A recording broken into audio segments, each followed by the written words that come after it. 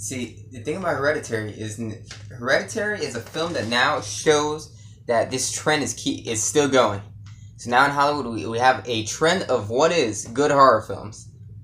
Most people, I think general audiences, are a little bit too indoctrinated in the old way of new millennial horror movies where they're all about jump scares and all about like friend creeps into the back and goes, "Hey friend," and then goes, "Ah!" scream, and it's a false jump scare, and that's all it is. People getting scared about things that aren't really, they're not the antagonist, they're not real.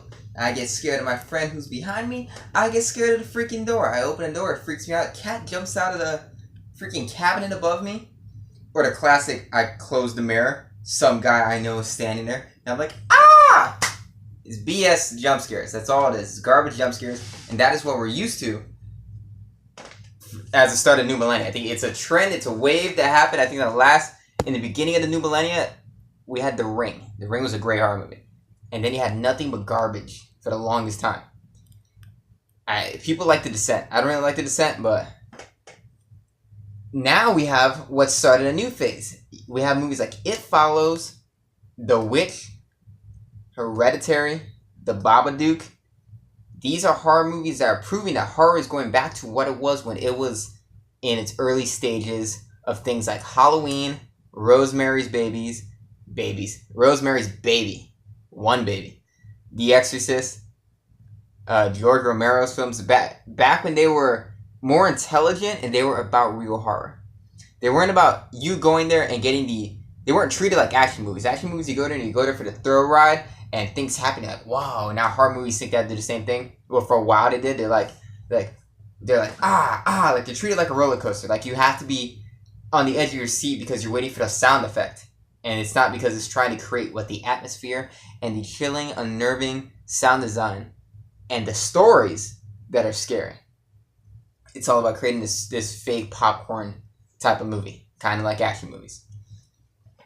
So now Hereditary, and what Hereditary was, what it reminded me of, is it's a film that's like Rosemary's Baby. It's like Rosemary's Baby, kind of like The Exorcist, and kind of like The Witch. And it follows this new theme that people are showing to get bored of the old theme. The old theme where the good guys always win. Now in horror movies, and I think a great thing for horror movies, the bad guy wins. So one great thing, you look at old horror films and you look at who won and how they won. In The Exorcist, the only way for them to succeed is the pastor had to get himself possessed. The other pastor died, and he committed suicide by jumping down 100 steps. They kind of won. That's almost like The Dark Knight winning. It's like they kind of won. They halfway won. And they had to sacrifice a lot. In Rosemary's Baby, she didn't win. At the end of it, her baby was born of Satan or something, and they were all like, "Hail Satan, hail Satan." She lost. She had to accept that her baby had Satan eyes. That was a new thing. Even The Shining, they kind of win. They escape. There's no real winning in The Shining. They escape. Jack kills one guy. The hotel is still haunted. There's no complete victory. A complete victory is like what The Conjuring did. I think it's a good horror movie, but she's dangling upside down. She has this flashbacks to the beach. The one part of the movie I cannot stand is how they overcome the challenge. And then, boom, problem solved. So Hereditary doesn't do it. Hereditary is continuing the trend where you have to be intellectual and lose.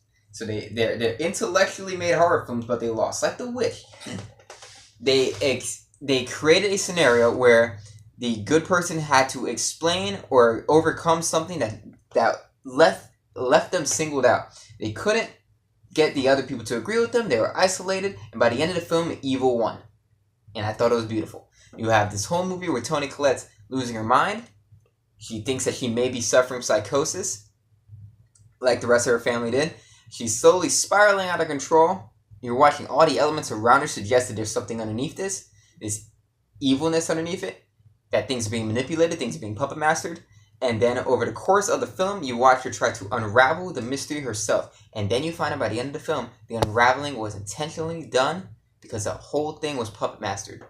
It was puppet mastered in a way that let her feel like she was in control when she never really was. And you have this whole movie where it's all about manipulating the protagonist, and the antagonist is something underneath. much like The Witch, and It Follows. Even It Follows, it always feels like the antagonist is always there, and things are going the way they want it to go. And by the end of the film, and Cabin in the Woods, that's another movie where the bad guy wins. But by the end of the film, you come to the realization, oh my god, the bad guy's winning. And then Alex Wolff's character has no idea. I'm amazed how good that kid. I used to watch him when he was in Naked Brothers band back when I was little and he was little. That was like, what, 2004 or something like that? I think I watched like 2 episodes of that show, so I say that like I watch it all the time. I watched like 2 episodes of that show. Anyways, but by the end of the film, you realize the antagonist won. You have this whole unraveling of horrible events, a dead body up in the attic. You have flies that was reminiscent of another film where the bad guy technically wins, the Amityville Horror. Even Texas Chainsaw Massacre, the bad guy mostly wins. And even The Nightmare on Elm Street, all these old movies where the bad guy wins, I love it. But, see, I lose myself. I get distracted, I lose myself. But anyways, all the things that unravel at the end, you realize all the things are coming into place where you see villain here, villain there. Naked man, naked army, mama's possessed, dad is on fire. All these pieces are coming together, and then he, at the end, gets possessed by one of the 8 kings of hell, whatever the hell that is. And he follows his mother's decapitated corpse as it floats up into a treehouse, and then he is now Payman. I think that's what it is. Payman? Something like that? Payman. And now the bad guy wins. And that's it. And it's incredible. Because you watch this whole movie just for the bad guy to win, and there's something more satisfying about that in a horror film. To watch the good guys lose, because it feels like a tragedy. I think horror films should be like a tragedy. The Witch did that, and The Witch has my favorite horror movie ending of all time. It's all this whole Puritan value system that completely unravels, and by the end of it, Satan and nudity and sexuality and witch covens end up winning. And she loves it. And now, this guy is going to join her in hell.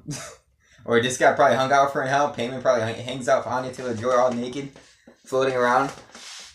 And it's another film where the bad guy wins. And I love it because true horror feels like true horror when the bad guy wins.